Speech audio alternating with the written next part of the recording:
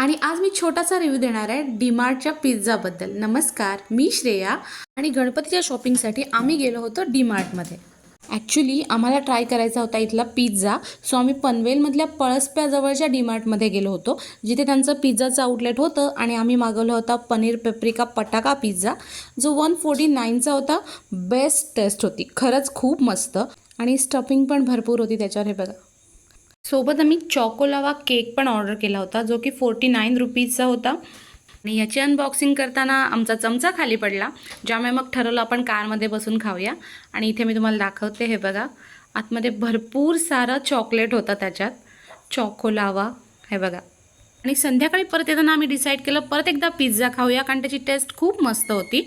So आम्ही दोघांनी 2 वेगवेगळे मागवले आणि दोघांना पण संपत नव्हते. एका वेळेला एक पिझ्झा एक माणूस नाही संपू शकत. मी तो घरी घेऊन चाललो होतो. Rain, long drive, and pizza.